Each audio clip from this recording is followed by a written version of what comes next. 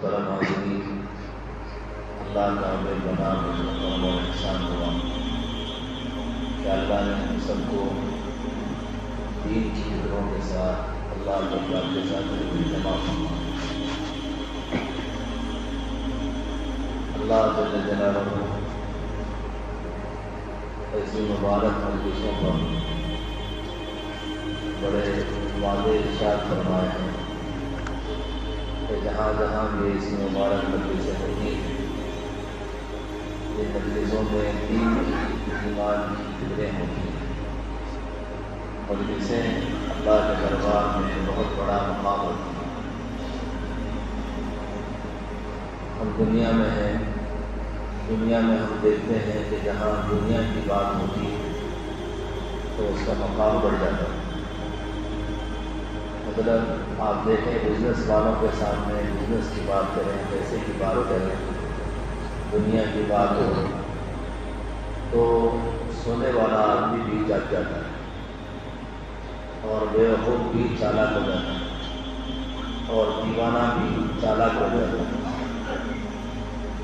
اور جب دین کی بات آتی ہے ہمارے ذہنوں میں شیطان ایک بہت بڑی بات ڈالتا ہے، ہمارے ذہنوں میں یہ بات آتی ہے کہ دین ہے، عمل کرنا چاہیے، فکریں کرنا چاہیے، لیکن ابھی وقت باقی ہے۔ چنانچہ آدمی اسے یقین دیتے دیتے دیتے وقت ایسا آتا ہے کہ آدمی کی موت آ جاتی ہے اور اپنی موت کی تیاری ابھی نہیں کر پاتا۔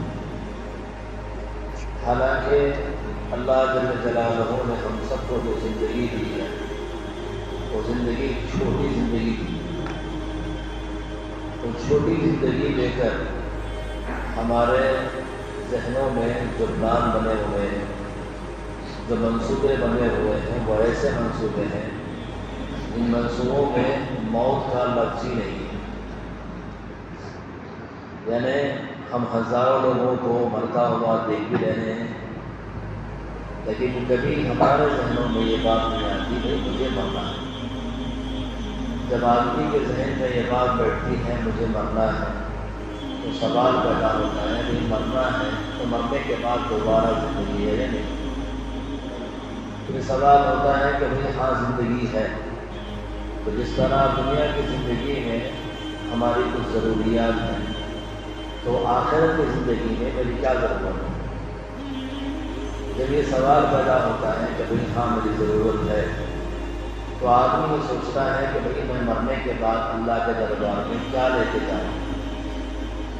تو جب یہ سوال اٹھتا ہے کہ بھئی مجھے کیا لے کے جانا ہے تو انسان اس لے جانے والی چیز کی تیاری کرتا ہے، بھئی مجھے یہ چیز ساتھ میں لینا ہے۔ جیسے آپ دیکھیں عمرے کے سفر پر جاتے ہیں، حج کے سفر پر جاتے ہیں، ہمارے پاس ہمارے کھانے کا سامان بھی ہے، پینے کا سامان بھی ہے، کپڑے ہیں، سب ہیں، لیکن ایک وقت ایسا آتا ہے کہ وہ ساری چیزیں ہمارے سے الگ ہو جاتی ہیں۔ جب ہم ایئرپورٹ میں اندر داخل ہوتے ہیں ہمارے سارے بیگس منہ پر جو ہے وہ لگیج میں ڈال دیا جاتا ہے، لگیج کہیں آؤ ہم کہیں آؤ، لیکن ہمارے ساتھ ہمارا پاسپورٹ بھی، ویزا بھی، ہماری جو قیمتی اشیاء ہیں وہ ہمارے ساتھ رہتی ہیں۔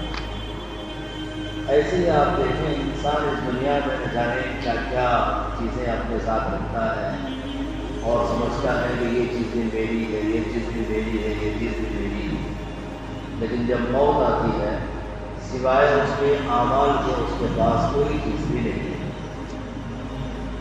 اور یہ جب سے دنیا چلی ہے دنیا میں انسان موت کو اپنے آنکھوں کے سامنے دیکھ رہے ہیں، لیکن شیطان نے ایسی کالی پٹی ہمارے آنکھوں پر باندھی ہے، ایک لمحے کے لیے بھی ہمارے ذہنوں میں یہ بات نہیں آتی ہے کہ بھئی مجھے مرنا ہے۔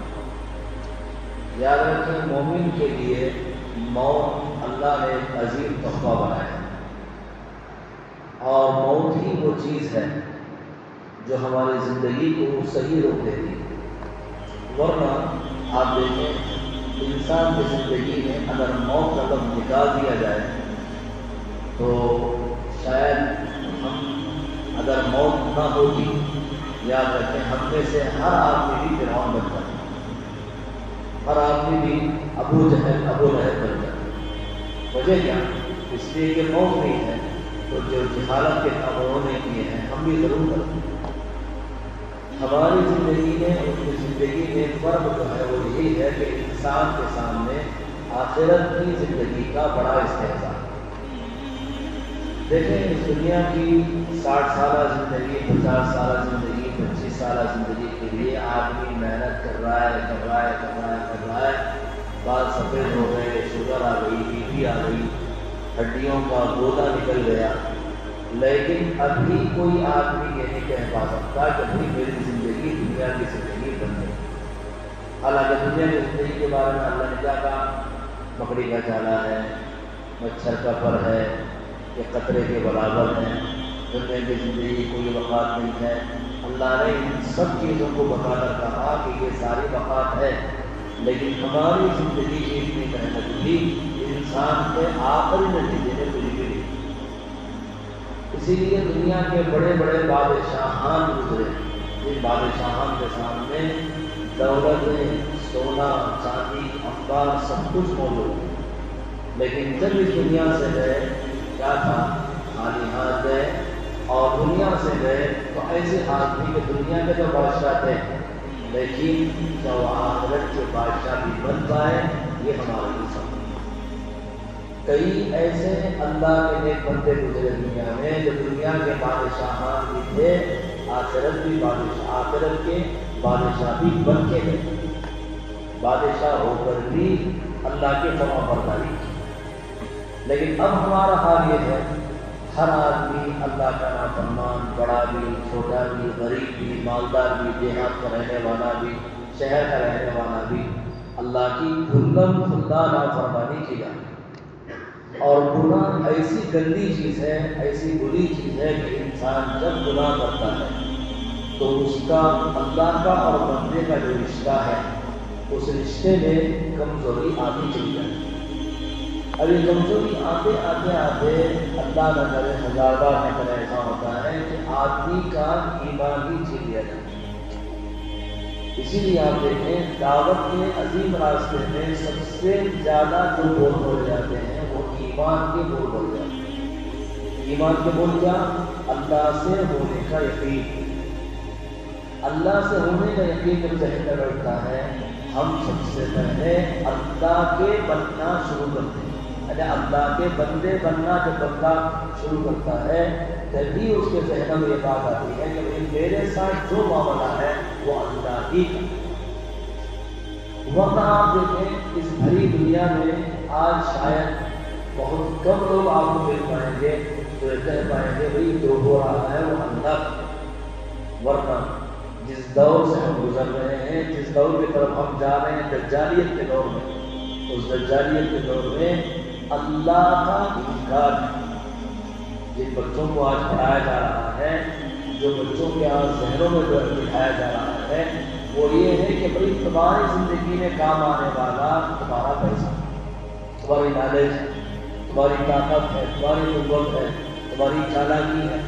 ان کے سامنے نہ خدا کا نام ہے، نہ اللہ کا نام ہے، نہ آخرت کا نام ہے، نہ قبر کا نام ہے۔ ان کو یہ بتایا جا رہا ہے کہ تمہاری دنیا کیسے بن سکتی، سبق سکتی۔ اسی لیے آپ دیکھیں لوگ پڑھ رہے ہیں، کما رہے ہیں، نہ جانے کہاں جا رہے ہیں، ان کو یہ لمحے کے لیے احساس نہیں کبھی مجھے ماننا ہے۔ اور یہ زندگی غیروں کی نہیں بلکہ مسلمانوں کی زندگی ہے، جس زندگی کے بارے میں بتایا گیا کہ ایمان والا دنیا میں عقل مند بن کر جیتا ہے۔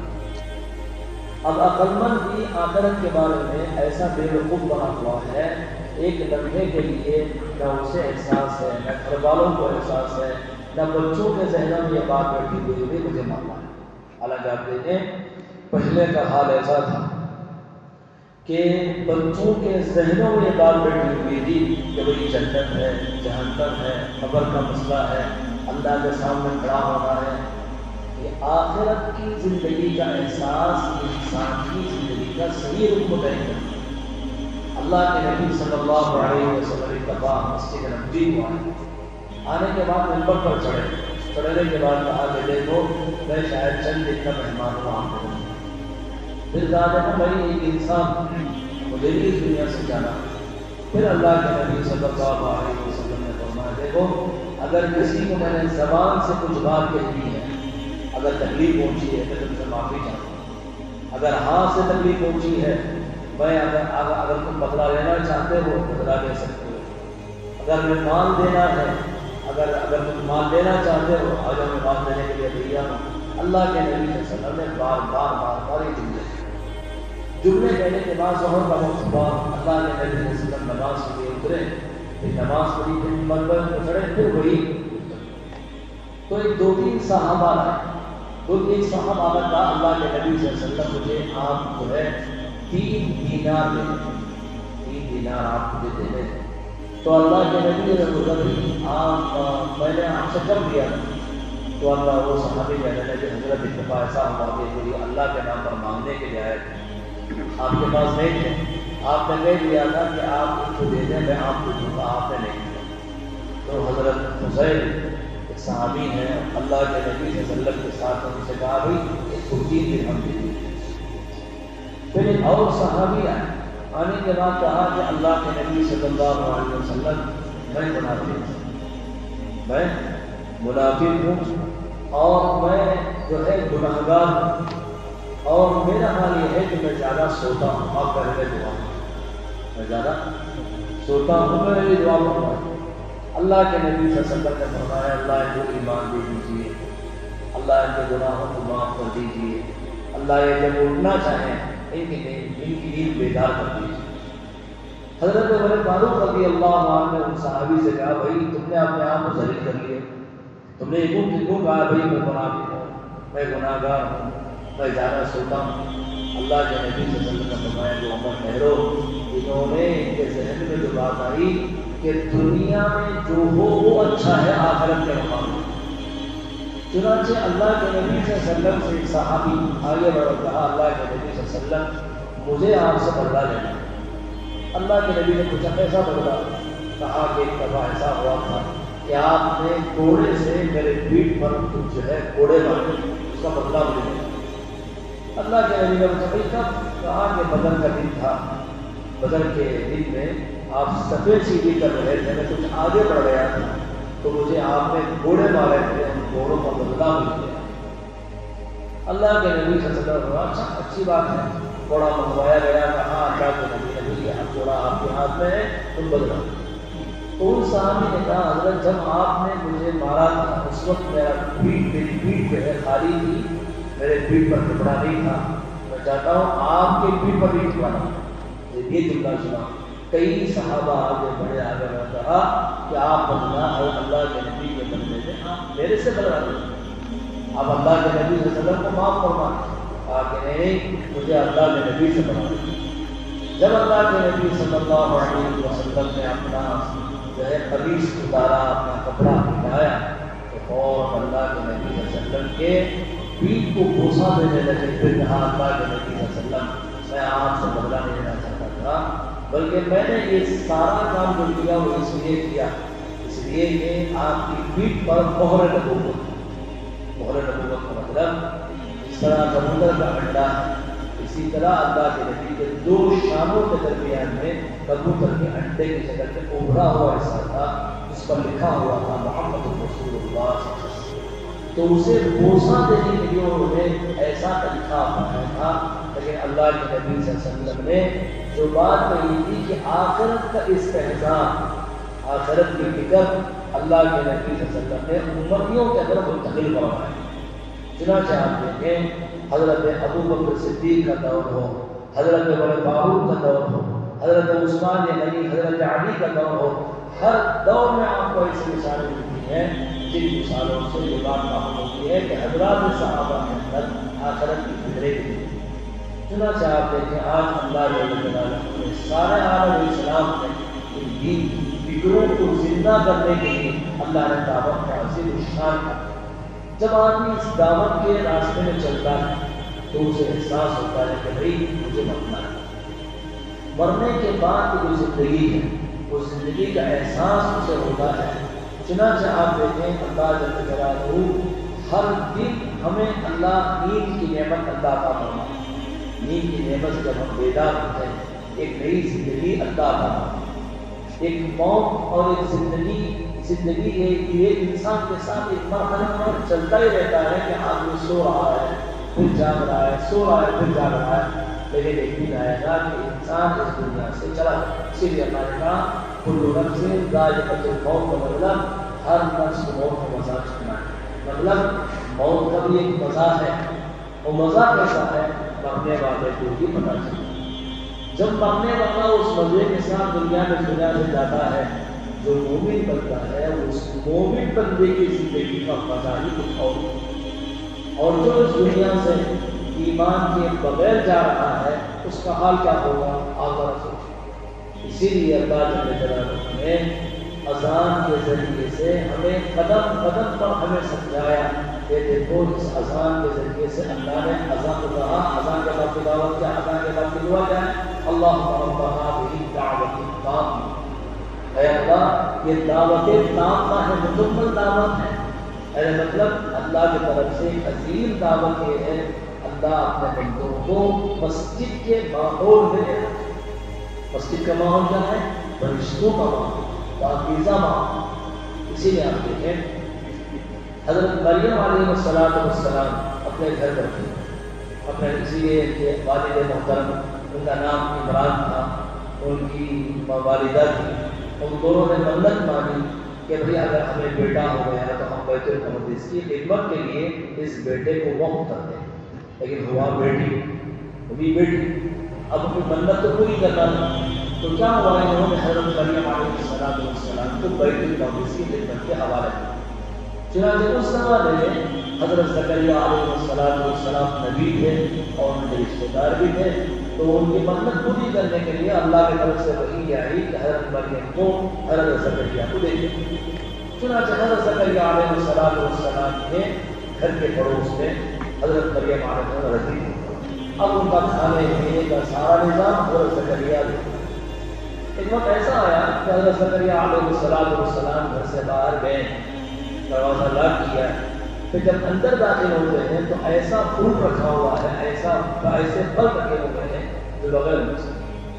تو حضرت زکریا نے سوال کیا کہ بھئی یہ فروٹ، یہ پھل کہاں سے آئے، حالانکہ اس کا موسم نہیں ہے. تو انہوں نے کہا کہ یہ اللہ کی طرف سے ہے اور اللہ جسے چاہے جب چاہے اللہ بغیر حساب کے رزق عطا فرماتا ہے. جیسے یہ دیکھا حضرت زکریا علیہ السلام کا اولاد نہیں تھی، انہوں نے دعا کیا ہے اللہ جب بغیر موسم کے تو پھل دے سکتا ہے، میرے پاس بھی اولاد کا موسم نہیں ہے، میں بوڑھا ہو گیا ہوں. اللہ جب تو بغیر موسم کے پھل دے سکتا ہے تو اسی طرح میری زندگی میں بھی اولاد کا موسم نہیں ہے، اللہ مجھے اولاد دے.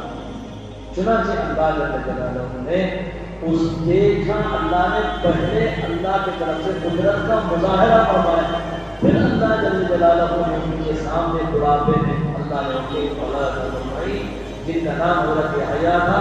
اللہ نے ان کا نام بھی کہا کہ آپ کو بیٹا عطا ہوگا، ان کا نام یحییٰ ہوگا. حضرت یحییٰ علیہ السلام کی پوری شان اللہ نے بیان کی. تو یہ کیا تھا؟ مسجد کے ماحول میں حضرت مریم علیہ السلام کی وہ کہہ رہی ہے کہ اللہ سے یہی مریم علیہ السلام جو مسجد کے باہر مسجد کے ماحول سے نکلی، بڑی ہونے کے بعد حضرت جبرائیل السلام آ رہے ہیں. آنے کے بعد کہہ رہے ہیں آپ کو اولاد ہو.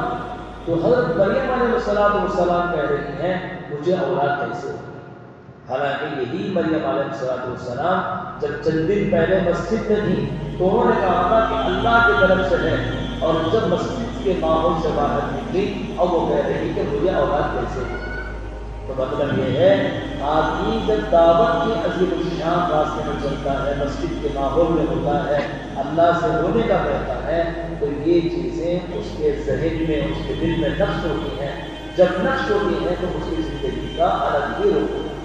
ورنہ آپ دیکھیں آج ساری دنیا کو ہم دیکھ رہے ہیں، ساری دنیا ایک ہی دوڑ میں لگی ہوئی ہے کس طرح میری دنیا بن جائے. اب دنیا بنتے بنتے حال ایسی ہے آگ یہ بنانے کی فکر کرتا ہے لیکن بن نہیں پاتی، آگ ایک دن اس دنیا سے گزر جاتا ہے. اسے لوگ کہتے ہیں ٹائم پاس کر رہے ہیں. ٹائم کو پاس کرنے کی ضرورت نہیں. اصل میں ہمیں اس دنیا سے پاس ہو کر جانا ہے، کامیاب ہو کر جانا ہے. اس کامیابی کی محنت کسے کرنا ہے؟ اللہ جل جلالہ نے ہمیں وقت دیا ہے، ہمیں مہلت دی ہے، ہمیں صحت دی ہے، اللہ نے مال دیا ہے، دولت دی ہے. ساری نعمتیں اللہ نے عطا فرمانے کے بعد کہا ان کے ذریعے سے اپنی آخرت کو سنوارنا چاہیے. اگر ہم نے اس کے ذریعے سے اپنی دنیا کو آباد کر، ہم نے کیا کر لیا؟ مال ملا، ہم نے گھر بنا لیا. صحت ملی، ہم نے کمانا شروع کر دیا.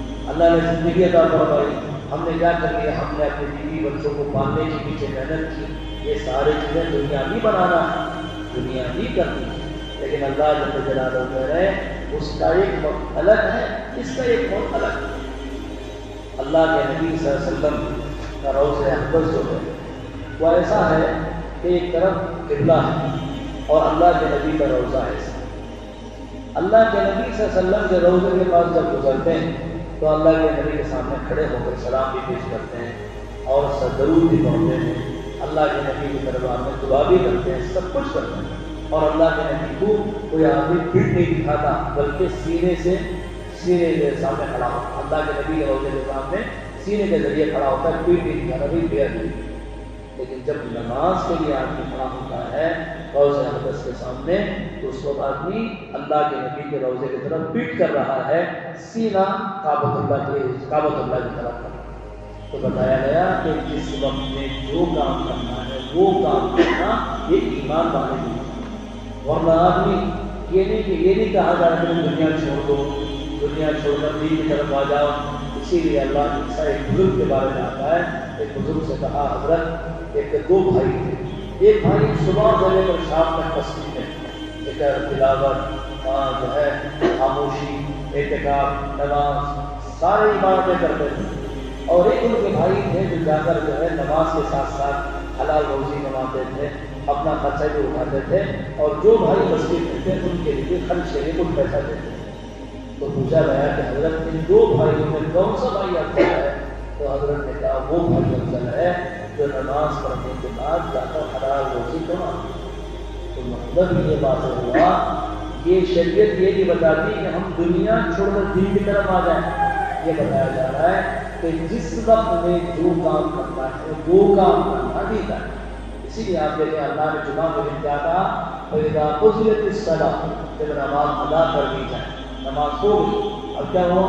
اللہ نے یہ نہیں کہا مسجد میں بڑھ جاؤ، فَانْتَشِرُوا فِي الْأَرْضِ، زمین میں پھیل جاؤ، اللہ کے رزق کو تلاش کرو.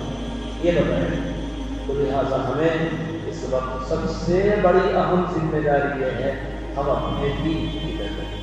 دین کی فکر ہوگی تو اللہ جل جلالہ ہماری زندگی میں بھی، ہمارے بچوں کی زندگی میں، ہمارے ماحول میں، معاشرے میں، ساری دنیا میں دین عام ہوگا. ورنہ اگر دین کی فکر نہیں کریں گے دین اتنی آسانی سے زندگیوں سے نکل جائے گا. آج دعا کریں اللہ مجھے بھی آپ کو بھی سلامتی کو